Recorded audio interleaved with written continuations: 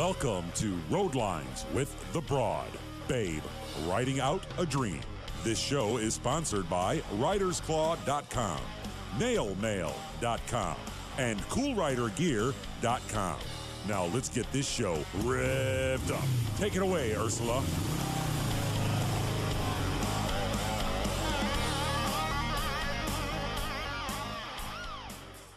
Thank you so much, Brother Todd. Peace, hugs, and pipes of rumble, people. Today I am joined by Mr. Roger Chen from Texas. Roger, good morning. How are you? Good morning. I'm loving life. Every day I see the sky, it's a bonus round. Amen to that. Now, Roger, I sent you the little interview script, so to speak, but it's mostly just to keep me on task because, Sure. as you can see in the pre-show, I have a tendency to just like to, jabberjaw with people. So, and I don't mind. Yeah, you and I are both business owners, and we got things to accomplish. So I hope I don't take up too much of your time. But I got a lot of the information about you from the stuff you shared with me via Facebook and email. What I wanted to start with, Roger, is can you first of all, for this particular project, tell us the year and the degree of your amputation? It's one of those things, a date that will live into infamy. It was actually my birthday, my 59th birthday, 2010, and I was on my way. I'm a chef, a fourth-generation chef. I was on my way to be a volunteer chef at our city's annual feast for the needy Thanksgiving dinner, and I was brought to Texas in 2000 as assistant city manager, and keeping with the saying, no good deed goes unpunished, ironically, I got hit in front of City Hall and dragged until my leg was torn off, and it's my lower left leg. Oh, wow. So we're both below me on the left. And yeah. Now, it's called the best-case scenario in our world. Yeah, right, exactly. Yeah. If you get to keep your knee, that's a good thing. Yeah. Although technology is on our side for knee amputees also, but it's still a little bit of a longer, more challenging road for those folks missing knees. Now, since you've given us the short version of what happened to you, and I read some of this as well, but I ask people from time to time, were you conscious during your whole experience, and did you see your leg leave you? I was conscious the entire time. I ride an Indian motorcycle. They're kind of rare. And what happened is I refused to drop it when the guy sideswiped me. So I endured every inch of my leg being ground off. It was like having your leg put in a pencil sharpener and ground down to the eraser. Goodness gracious. It was amazing. Okay, so now I understand that you felt it all. Absolutely. I didn't, I guess I could say at the time of impact, I didn't feel what happened to me. However, I took 3 flips in the air, landed on my rear end, and then, kind of shook the fog from my head, and I look down and I see the destruction.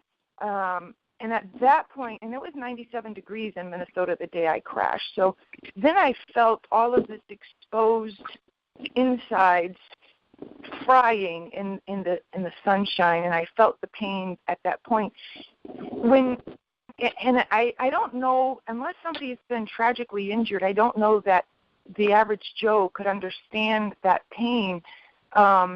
And the pain goes away at some point, or at least it dissipates considerably. But from a mental perspective, what went through your mind as this is happening, or did anything go through your mind? Oh, you have time? It was the classic slow motion kind of thing.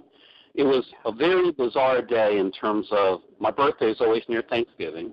This was the day of Thanksgiving, and it was unusually beautiful in Austin. Absolutely crystal blue skies, temperatures maybe in the 70s to mid-70s, just a fantastic riding day. And I'm downtown going to our big event center where we serve Thanksgiving dinner. And the odd thing was, on First Street, which is our main street, there was like no traffic going in either direction. There was a single car sitting in the middle of the road. The only way I could get around them was swinging right or left, and I chose to go in the right lane because I had to take a right turn in the next block. And as soon as I got next to him, he swerves into me, and I'm like, what the heck? And then, he pulls out, and I, speed up to get out of his way, and he speeds up and hits me a second time. The second time he hits me, my right fender hits the curb, bounces off, locks onto his fender, and my left leg gets scissored in between his car and my bike. That whole time, I'm trying to break his window to grab him and make him stop. And much to my shock, I couldn't break his window. I was shocked because I teach Shaolin Kung Fu, and my school trains the CIA and the U.S. Marshals. So I know deadly force, and I know what I'm doing. And I was absolutely stunned that I couldn't break his window because I'd broken brick, cement, wood, and I couldn't break this window. And it turned out because my motorcycle glove was enough cushion that it wasn't crisp enough to break glass. Gotcha. So I was conscious the entire time, and I tell you, the reason why I was probably conscious, because I was just so upset. I was upset that he hit me, and I was upset after averaging about 15 miles every year and gone over 5 years with no car, that I finally got hit. So I was almost equally upset with him as I was with being upset with myself, quite frankly.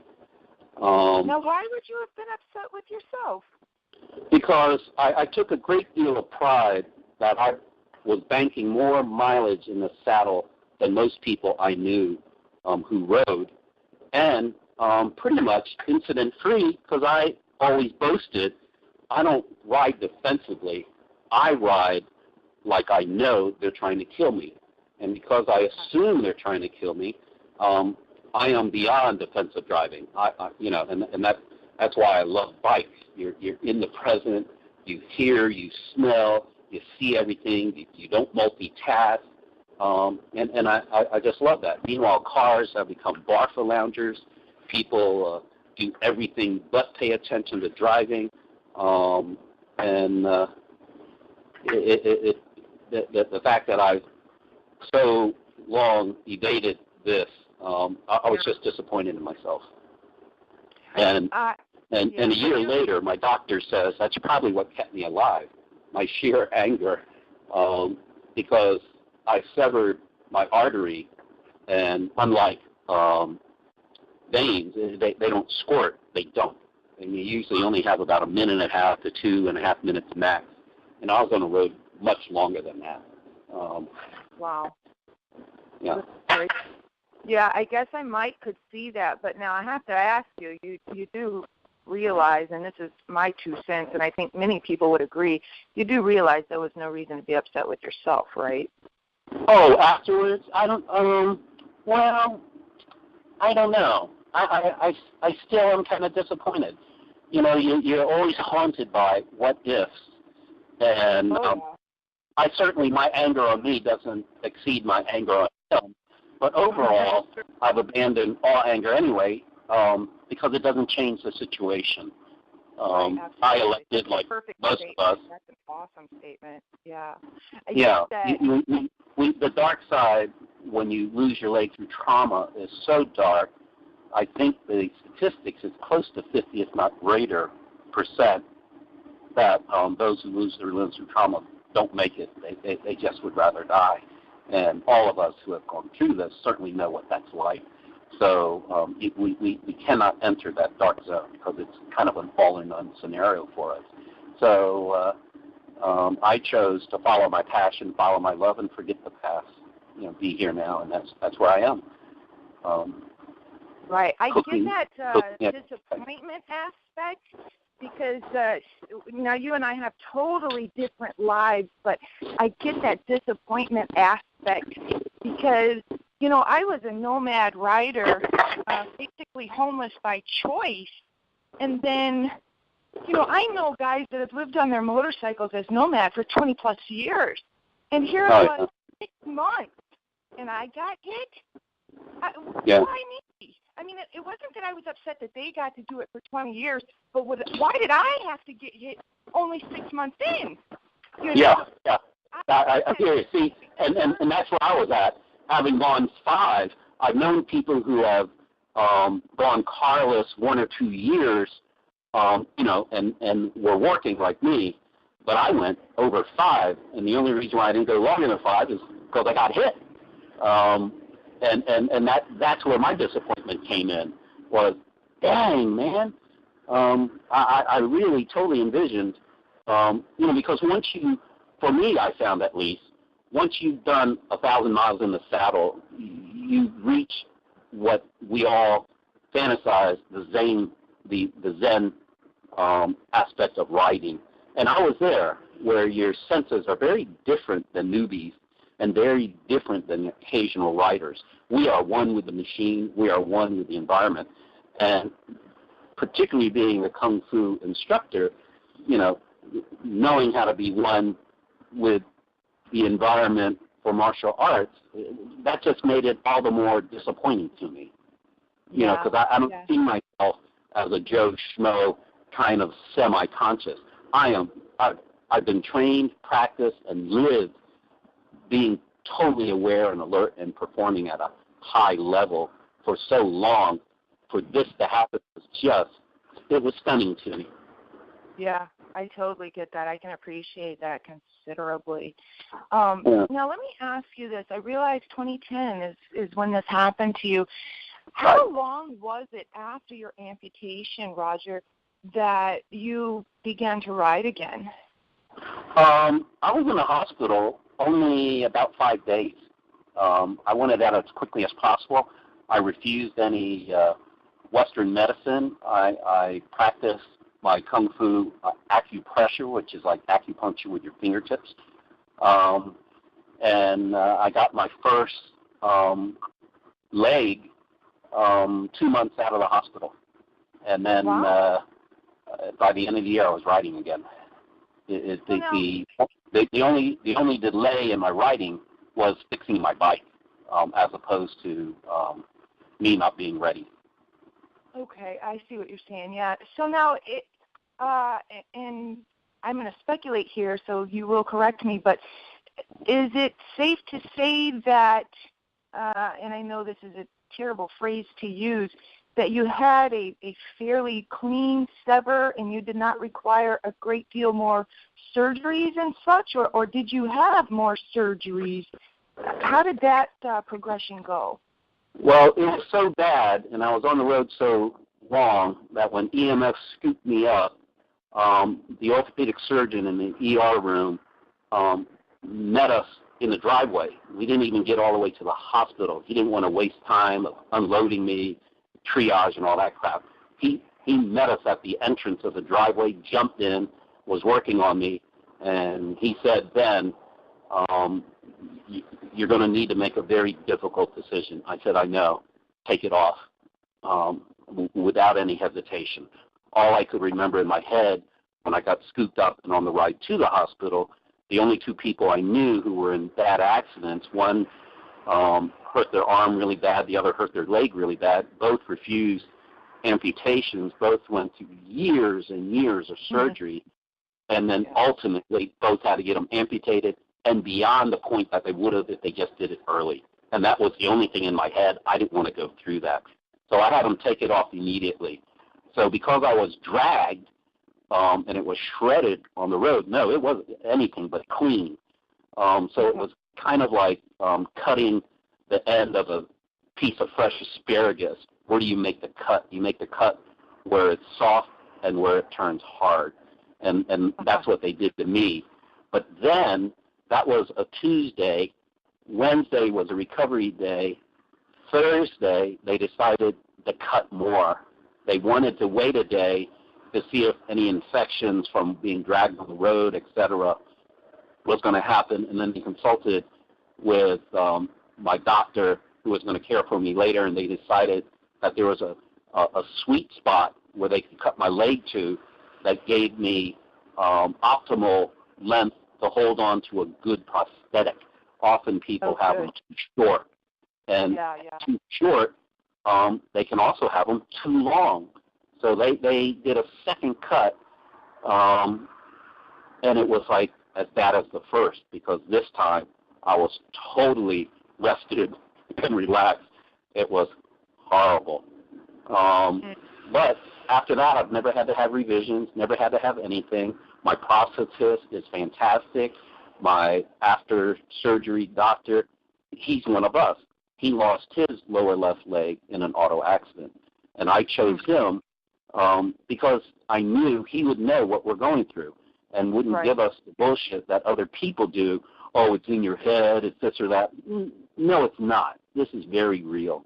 And the one thing that I got in touch with immediately that I couldn't get out of my head was that how grossly underappreciated and how grossly misunderstood are GIs who come home with missing limbs. Oh, yeah. Oh, God, yeah.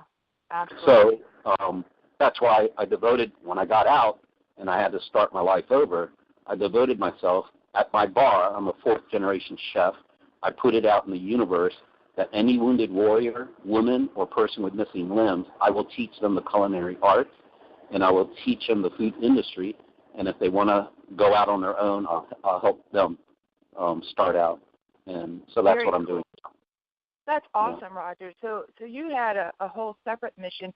And now in the pre-show, when we were chit-chatting, you touched on the fact of the fourth-generation chef and all of this good stuff, and you and I both being business owners. There's something that you commented on that I'm going to ask you to comment yet again now that we're recording our show. You basically lost everything when this happened, and, you know, it's unfortunate because what people think is that, okay, you had motorcycle insurance and that dude had auto insurance. Well, you should be set. That is not the case. I mean, a lot of us are grossly underinsured, as I was. Learned a lesson the hard way. Well, on my side, the only thing that saved me was I was not underinsured, but the guy who hit me did. So all he paid was nothing. He didn't even pay enough to cover my first leg, and I'm about to have my 10th leg made. And plus, people don't realize the recovery is long and slow. I couldn't work during that period of time, so I went from 6 figures earnings to 0 for 3 years. I had to burn through my life savings. I burnt through my pension. I had to eventually burn through my kids' college fund, and I have twins. And it was financially devastating. And as I talk to others who have lost their limbs through trauma, we're very different than those who lose it from illness and disease. They can plan it. We cannot. And very, very few of the people I know in Texas, at least, did anything because of the incredible number of uninsured and underinsured drivers in Texas. Plus, statistically, these things happen more in Texas than any other state, so it's almost insult to injury.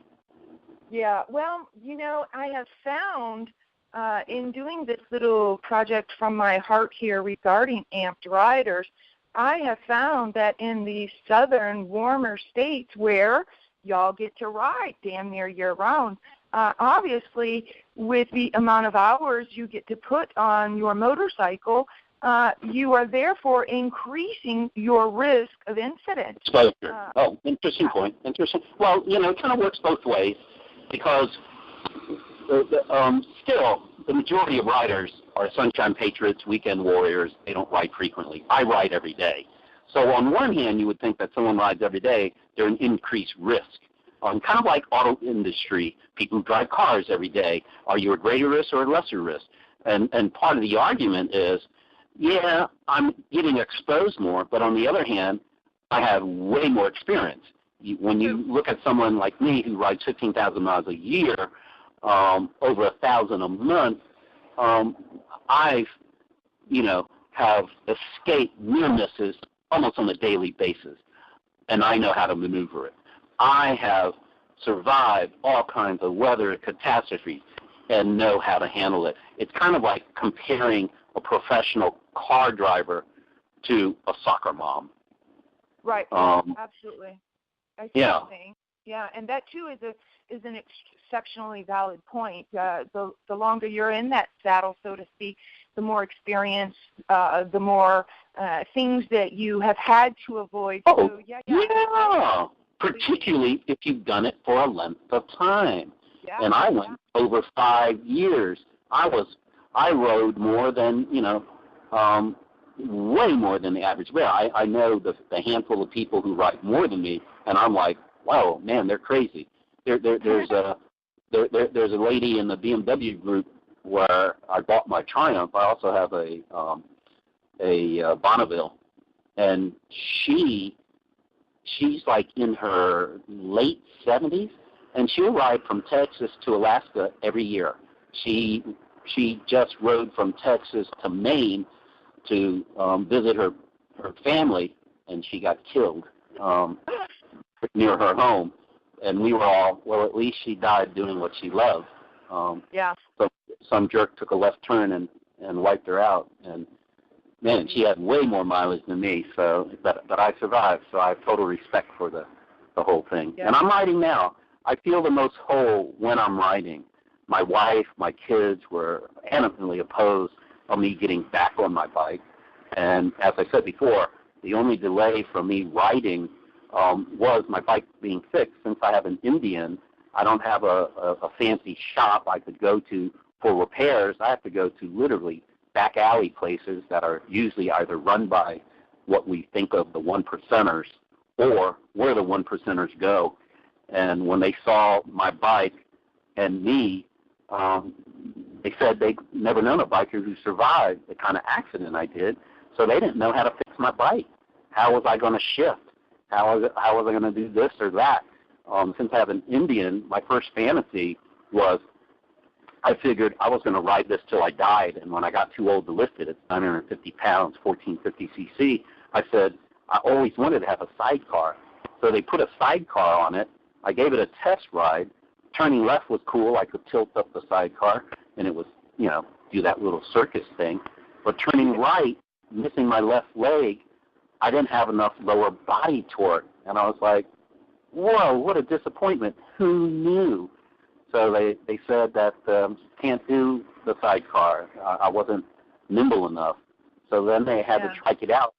And so that was my delay. Fortunately, in 2012, Harley came out with a stock trike rear end, which is specific for motorcycles as opposed to a car, transformation. And that's what I ride now. So I tell people at my bar, I brought peace to the Indian Harley wars. My bike from the rear back is Harley, from the front it's Indian. It's a half breed. I love it. Yeah, that's right. That's right. That's awesome. I love it. Now, are you owning more than one bike at this time? I'm down to just the one now. Okay. I've had to cash out everything to keep my family together. I had to cash out everything just to survive. I'm 60 now. I would have been able to early retire because I had a good career as a corporate manager and a public manager. But that all changed in an instant. In fact, I testified this summer at our state capitol, and there's a bipartisan bill that they're putting through this session called the Roger Bill, because I was one of them. I was a political executive in the state of Texas, and in a heartbeat, my life was devastated, and I fell through the cracks. Because I was an executive, I didn't qualify for any city, local, state, or federal assistance. I lost everything, and I said, this can happen to each and every one of you. And so they're passing a law to make sure that somehow we're able to get coverage. That's awesome. Now, you kind of led into the modification of your motorcycle, which is going to be my next thing, but you just brought up something that I was not familiar with as far as your story goes. Is there any type of a website, or is there a particular place online where people can check out this Roger bill?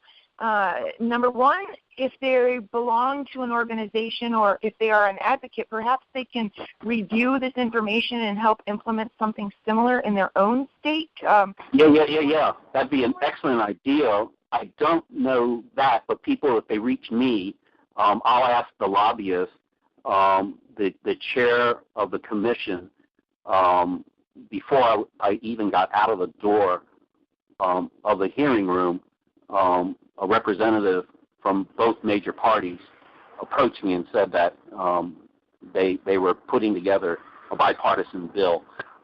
So it's all way over my head, way over my class. But if people contact me, I can ask them and then forward it to them.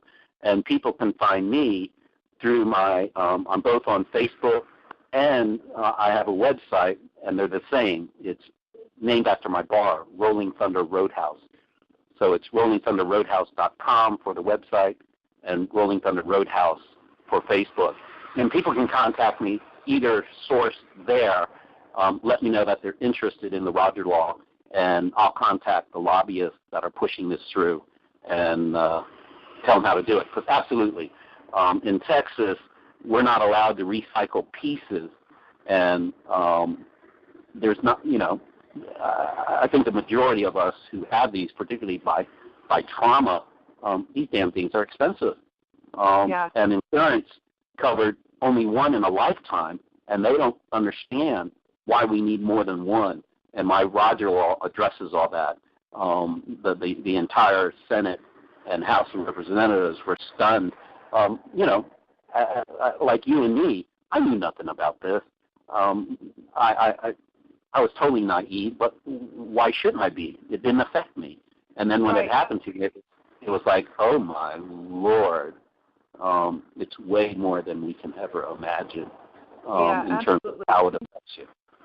And as you know, Roger, with our communications via Facebook, and you joined that Facebook group where I was trying to put a bunch of amputee riders together so that I could conduct this project. And cool. So we understand, that atrophy, that limb shrinks. You need another leg if you don't have the right. Oh yeah. And part of the thing, the industry was opposed to recycling parts because they said they can't ensure the safety. I said cars are far more complicated than prosthetics, and you can certainly buy a used car. I said that is the lamest excuse. So part of my bill addresses that, that at least within our state, we're going to have exchanges within our state. Yeah, absolutely. I mean, why not have a 20-point check on that used prosthetic? Well, there's another ironic thing when it comes to VA benefits. Oddly enough, or sadly enough, the absolute best VA benefits a person can have is if they're missing a limb, because we have in San Antonio a place called Center for the Intrepid, and it's mecca for warriors missing limbs. They get as many limbs as they want. They're free, no questions asked. And I said, man, I would love their upgrades when they go up. I'd love the legs that they pass down. They're better than anything I could afford. And now the Roger Law will allow that. Yeah, hey, I'm not too proud to have a hand-me-down leg, dude. Hell no. Who can tell?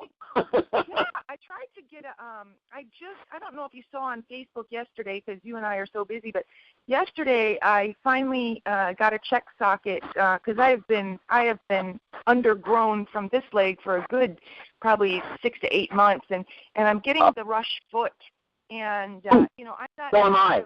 My rush just came Friday. I'm so excited.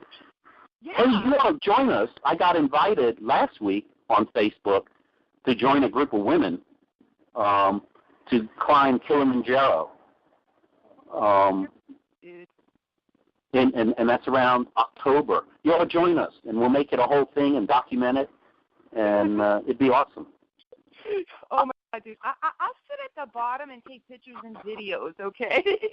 Oh, because I contacted the Rush, and they said that there's another amputee who's going to do it, and I'm hoping that the makers of Rush, Dynamic something, might be able to sponsor us.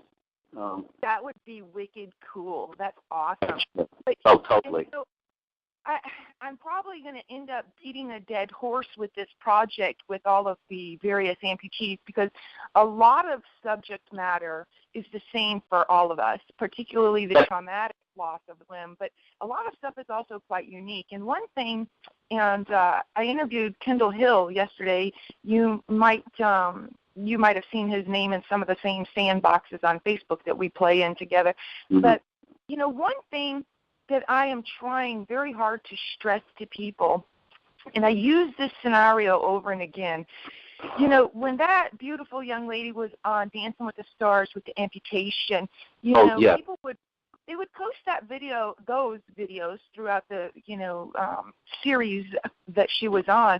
They would also post these videos. Oh, you can do great things. Oh, you can do anything. The one thing I'm trying to get across to the general public is, yes, the technology exists for legs that you can do damn near anything you want. However, somebody's got to buy it. Yeah, like I would love to have an iWalk, but at $100,000 a pop, good luck with that. The technology's there, but who's going to pay for it? That's the killer. And even if you have healthcare insurance, like for me, I got a 80-20 split. Oh, I got screwed. I had full coverage, reasonable out-of-pocket when Obamacare hit, and he based the whole program on people like us who are permanently disabled. I got thrown under the rug. My deductible is now like $5,000, and my coverage is down to pretty much just traumatic. And I'm like, that doesn't help me at all. I need a leg here. And I totally got screwed. Yeah. Absolutely. And that's what the average folks don't understand. They want to encourage you. They want to see you get back into real life and doing the things you love, but they don't get the behind-the-scenes part. And that is a good portion of what this project that I'm doing is about. And this project is making me absolutely zero money. It's actually costing me time away from my own business. Absolutely. Yeah. So I totally understand. Well, just like having been a public manager, I still think that it's very, very important for people to do public service. But I also say the hardest part often about doing public service is serving the public, because just like Obamacare, the people who benefited from it, they don't seem to care, understand, or bothered at the fact that they got coverage. It ain't free. It took it from someone else. The government does not produce products. The government does not produce services. They take from one pot, give it to another pot. And when you're talking about those of us who are disabled, that sucks. I don't care if you didn't have it before and you got it now. If we all still got it, wonderful. Somebody did a great job. But no, that ain't the case. I had to give up my coverage for someone now who isn't permanently disabled. That's crazy. Yep. Yeah, I totally get that. And then as a public manager, I remember sitting on the dais. All these social programs are lovely, they're beautiful, they make a lot of sense, but who's going to pay for it? Until you figure out who's going to pay for it, it's a lot of bunk. Yeah. And that's the problem with our country. We want, and our political parties have so carefully nurtured a dependency mentality that their people have given up their personal rights and say, take care of me. And, Yeah, absolutely. You know what I found amazingly disheartening when I was researching? Now, when I crashed and burned, I did not have health care. I lost a very good corporate job, and during that time that I lost that job in Chicagoland, I couldn't, and I didn't make a boatload of money, like $28 an hour. I mean, that's not much. Right. You there? Hello? Yeah, no worries. I can take that part out. as a single female, I had a problem finding another corporate job that would pay my measly little rent. I didn't live large or anything, so I didn't have health care when I crashed and burned. However, when the Obamacare thing kicked in, and then obviously the crash, I know I've got to have medical care and all sorts of aspects. Something I found totally disheartening is I had to read the fine print, and I think there's like 15 different plans on the Obamacare thing. And I'm not here to negate or be an advocate for either which way for Obamacare or political, but there's a certain amount of stuff I've learned inadvertently, like it or not. It dumbfounded me that about half of those medical care plans will only provide durable medical equipment if you lose a limb due to type 2 diabetes. Now, there are a million freaking ways to lose a limb, and you're going to tell me because I don't have diabetes? Not only that, you raised an interesting point. Where I was at in my hospital, I was on the amputation ward, where all they do, everybody on my floor lost limbs. And over 90% of the people in the civilian world tend to lose their limbs due to illness and disease as opposed to trauma. And on the ward, the nurses used to always say, of those two populations, one tends to be very confrontative, angry, and difficult patients, and the other one are just, friendly and caring, and they move on. And so they asked, which one do you think would be the one that took it better than the other? And most people think that it's the diabetics. But no, the diabetics may at least stood a chance of altering their condition. Those of us who suffer from trauma, there's nothing we could have done to change it. You follow me? And yet we all move on. And you're right, there's a big rub, because those of us who lose it from trauma, chances are our residual limb is still dynamic. And I explain to people, try sticking your arm in a pipe and doing a handstand. Tell me how long you can last. Right. And I said, there's no way you can form a socket over a residual limb and it's going to be all peachy Q like a shoe and a sock. That's just a fantasy. We have to learn to live with a certain pain and know the difference between good pain and bad pain. I said, meanwhile, those who are diabetics who get eaten a piece at a time because they refuse to take responsibility for themselves, they're in a different world than us. And that's part of the education that we need to stand up for, which I wholeheartedly do because it affects me and every wounded warrior I've ever known. Right, absolutely. I agree with you. And that, Roger, is why I'm doing what I'm doing, and that, Roger, is why you agreed to help me do what I'm doing. And so, kudos to me, you, all these other folks that are out there trying to help me get this message out. We are getting nothing out of it personally. Absolutely. Educate the public. And, another thing, and I was told this probably a good half a dozen times during my research and talking to my surgeons and physicians and blah, blah, blah. A limb, or I shouldn't use the word limb, a prosthetic is considered a luxury item because you can live your life in a wheelchair. That's right. That's absolutely correct. That's absolutely correct.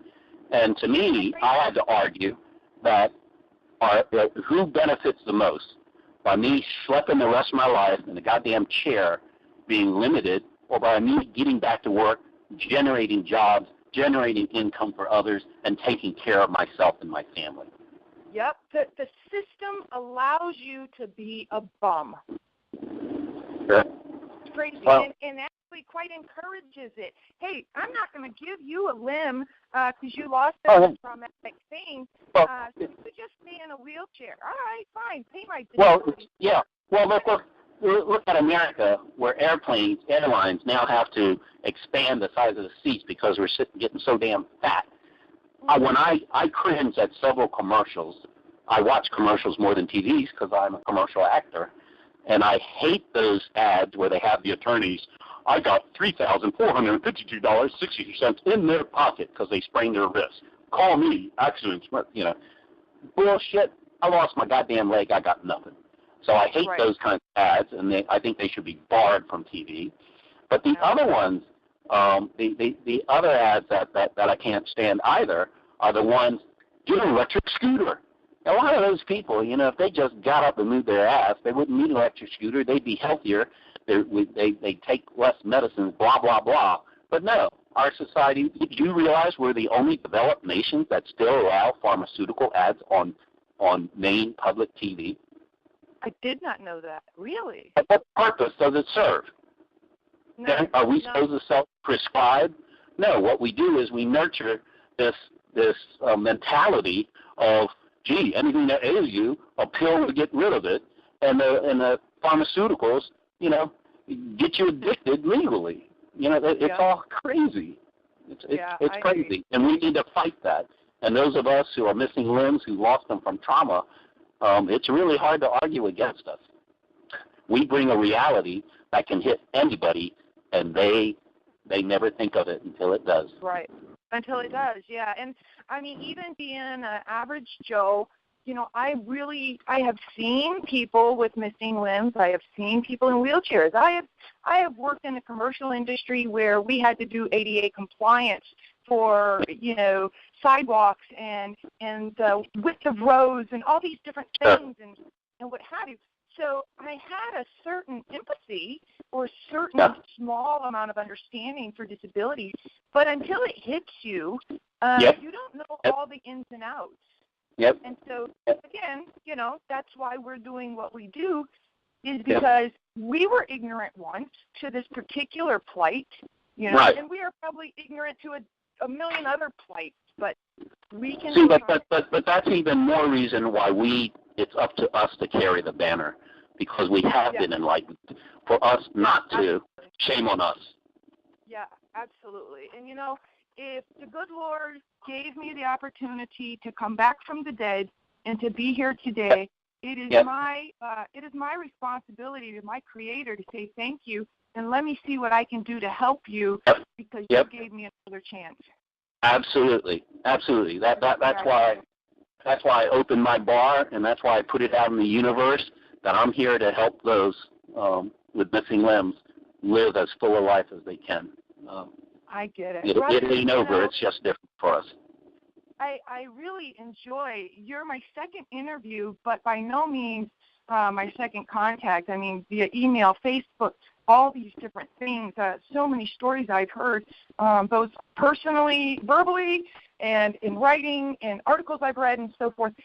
Let me ask you something, Roger.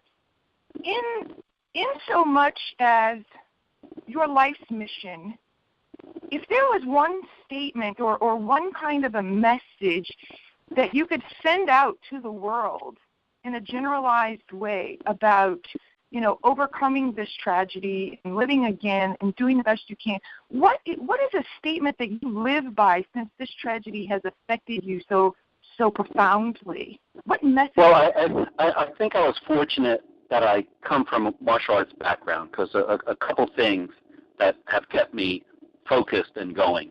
One is there's no upside to being down, so get over it, move on. And then the other thing is there's been many, many, many studies for long periods of time of different cultures around the world as we try to explore what is happiness and what does it take to live a fulfilled, happy life.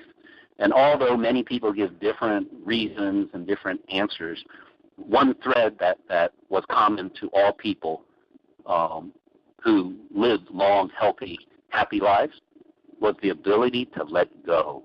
Let go of experience, relationships, people, objects, letting go of the past and being here now intensely is the only hope you have. Yesterday is gone. You cannot change that. If all you do is fantasize about tomorrow, you don't even exist anymore. That's right. You've got to be here now, and you've got to be here intensely now doing something. If you're squandering life now, you've squandered your life. You're just waiting to die. Right. I agree, and I love the way you said that, Roger. That is a very perfect statement, and I thank you for that. And, I know I know it's many tragedies that affect people, and people die every day. It's the natural way. I mean, we are not intended to live forever. And no one gets that a lot. That's right. I mean, we will miss the person we loved, obviously, when they croak and move on. But to me, it's more like, you're not promised tomorrow. You're not promised the next second, I could stand here, get struck by lightning, and Roger will be going, hello, are you there? That's right. That's right. That's right. There are no guarantees in life. Life is all about experience and experiencing it. If you're not experiencing it, you're not living, man. You're hogging up space. You got to give it up. Yep. Absolutely. And that's why I have a lot of trouble with people who are looking for guarantees. There are no guarantees, and there should not be any guarantees, because when you guarantee, you lose incentive, you lose drive, you lose initiative. And you lose that focus on living today and Yeah.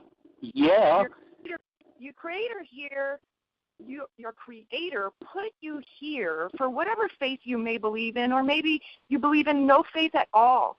You are here to be a part of this global community, this global family. And no matter what your beliefs are, you have the ability to be an advocate for something, anything. I don't care if you are the smallest worker in all of the world or the greatest celebrity that people might think. I mean, celebrities are great. They entertain us. But unless you have a true mission and a passion that makes your life have purpose, then, you're breathing my air, man. Get out of my way. Totally. And which reminds me of a thought that I've always kind of felt that our Declaration of Independence, not the document, but the concept, is actually antisocial. No one can be independent. We need a declaration, a universal declaration of interdependence, because no matter what your belief system is, no matter what your background is, no matter what experiences you have, we're all in this together. And we're in this ship that if you fuck it up for everybody. If you make it great, you make it great for everybody. And as I said before, there's no upside to being down. So when you're tipping the boat and you're causing holes and trouble, well, if I got to clear wood and dead wood, you're going, Jack. Man is not created equal. There's good and bad. Sure there is, but it's how much good versus how much bad in everybody that matters.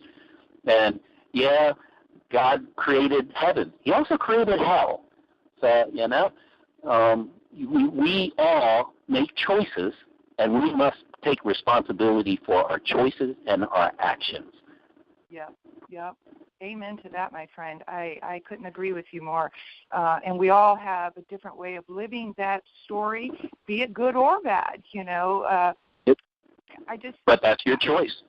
That's right. That's your choice. And you will benefit the consequences of it either way, good or bad. Yeah. And we have that wonderful thing called free will. So if you want to fuss and complain and whine about your life, well, use your free will to make it better. Don't whine because this, that, or the other thing stinks. I mean, we all have bad days. We all have wonderful days. It's how your attitude is regarding that particular instance or that particular good or bad. That's right.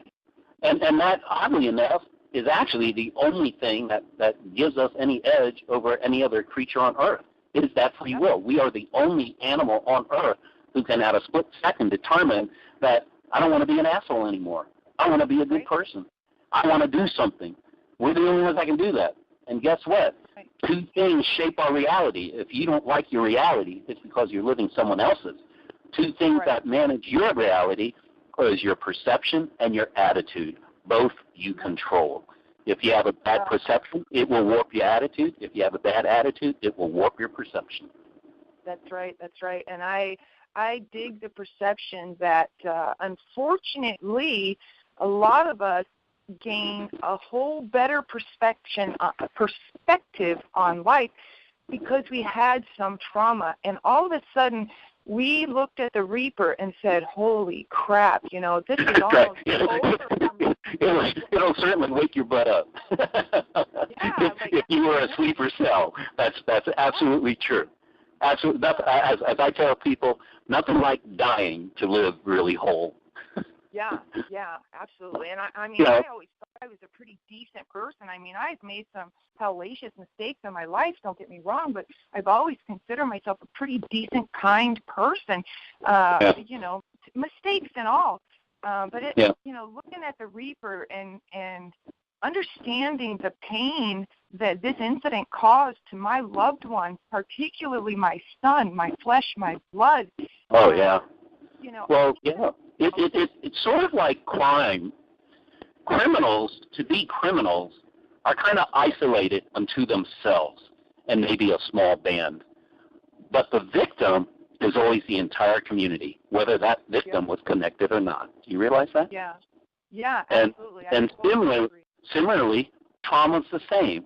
To the person who had a traumatic incident, it doesn't just affect that person. My entire family, my entire circle of friends, everyone who comes in contact with me from this point forward is immensely affected by this. And yet the guy who did this to me, I don't think his life has changed one iota. He's probably rejoicing that, man, I got away with it and shouldn't have to worry at all. And that's an unfortunate thing for him because he will live with that, and I'm quite sure it will haunt him. And the young man that hit me, I am in fairly regular communication with this young man. And his mother and father have, you know, hugged me and thanked me and just profusely been amazed at the forgiveness that I gave this young man. And the only reason, and regardless of my faith, regardless of faith or religion or any of those things, if I was to harbor that anger, I would be such a miserable human being. And what would I teach? Yep. And that's insult to injury, which means you're hurting yourself. And you're absolutely right. I have, I have no great feelings towards the guy that hit me, but I don't have any bad ones either. He's non-existent to me. I can't think of it. What is that going to improve or shape? I've moved on. And to me, the most amazing thing since I lost my leg is I'm a beneficiary of some of the most amazing random acts of love and kindness from total strangers on a regular basis. And I even asked all my care providers, my doctor, my physical therapist, my prosthetist, is that normal for people like us who lose our limbs? And they said, we don't know what you're talking about. So then I asked my wife, she says, well, maybe people are always nice to you and you just didn't notice it. And I said, either answer is not good, but all I know is this has set me on a trajectory that there's no way I could have imagined I would have been on had this not happened. And even though losing a limb and the day-to-day change that it brings on us sucks, I love my life now. I really, really do. I love my bar. I love my business. I love my customers. I love my patrons. It's just amazing. I feel happier and more fulfilled now than when I was a public servant, than when I was a corporate manager. The only thing that comes close to deep joy that I have with my life is when I was a grade school teacher and I taught second grade. I know no better way to spend your life because to light up young minds and see the light bulb moments on a daily basis. Gosh, how lucky is that? And I taught second grade because I'm one of 5 kids, and watching my older brothers and sisters grow, I realized that in the third grade, in the second grade, the biggest treat a teacher could give a child was 10 minutes of their own time. In the third grade, the biggest punishment a teacher could give a child was 10 minutes of their own time. And I realized second grade was that magic moment where kids either learn to love learning or they learn to hate it, and it becomes a struggle for the rest of their life. That's very interesting. Interesting. And, uniquely to each and every individual, you're talking about educating young minds, which I think is a phenomenal thing, particularly little girls. Back when I was a kid, it was the thing to grow up and want to be a school teacher. We had our little fake little desks with our teddy bears and Barbie dolls. We were teaching them things. And so from a young point, I totally respect that. And that pushes a similar point that we touched on earlier regarding any and every career path that a person chooses. You may think, oh, my goodness gracious, that poor garbage man, he's got the worst job ever. Or that poor janitor that's got to plunge, crappers, he's got the worst job ever. Or you might think that beautiful, hot, sexy actress has got the best job ever. But you know what? Going back to the world community and the world family, we all make this world go round. And without that guy at 7-Eleven that, sells me my tea or my water or my cigarettes, without that guy, a CEO, and you're absolutely correct, and that's why our government, our presidents who push this college crap are dead wrong.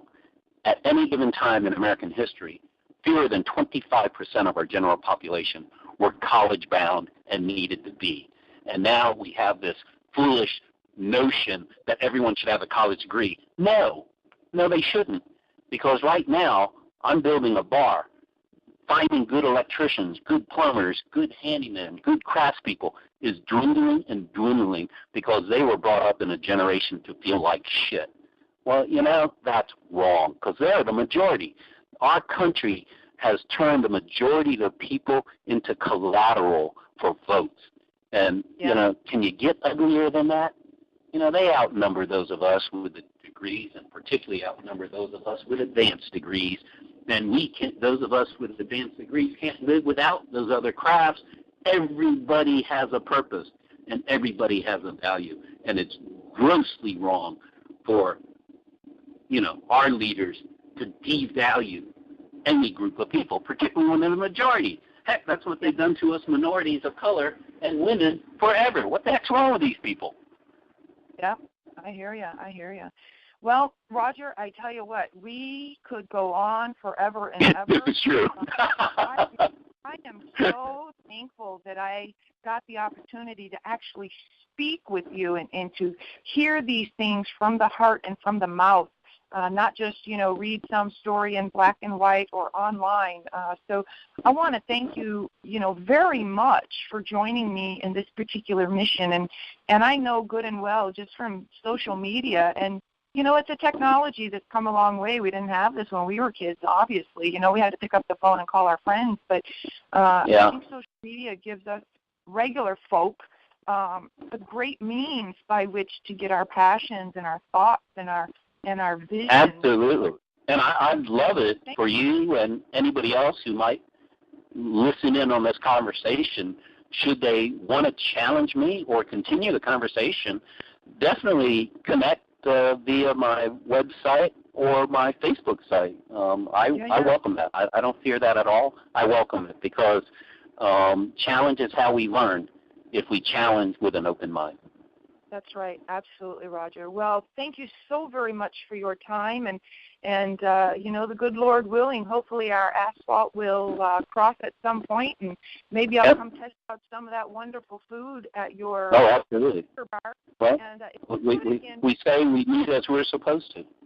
Yeah, absolutely, my friend. Now, one more time before we let go, can you repeat, please, the website? Absolutely. My website is www.rollingthunderroadhouse.com, and my Facebook site is Rolling Thunder Roadhouse as well. That's the name of my bar, my Quaker bar. Beautiful. Thank you so much for your time, Roger, and I look forward to continuing our social media friendship. And, of course, if there's any message that I can get out for you, I use my social media, my website, et cetera. If it's something I believe in, I am more than willing to push it. So I look forward to meeting you someday face-to-face, my brother. And I just want to thank you again. I appreciate it. All right. Take care. God bless you. Take care. Bye. Bye-bye. Before ending this particular episode of the Amped Rider Project, I just want to give another thank you to my family, my friends, social media followers, the folks that have participated in this particular project, and to any of you out there that might just happen upon this series online. Without the support and encouragement of said people, there's no way I'd be where I am today. These people have lifted me up, encouraged me, told me that I could accomplish whatever I wanted, and I did. So thank you from the bottom of my heart, all of you. God bless. I want to wish everybody out there peace, hugs, and whatever makes your soul rumble. For all things Broad, visit hdbroad.com. Road Lines and the Broad are sponsored by RidersClaw.com, NailMail.com, and CoolRiderGear.com. And remember, the Broad, Babe, Riding Out a Dream, and Peace and Hugs and Pipes That Rumble are trademarked and not available for use or copy.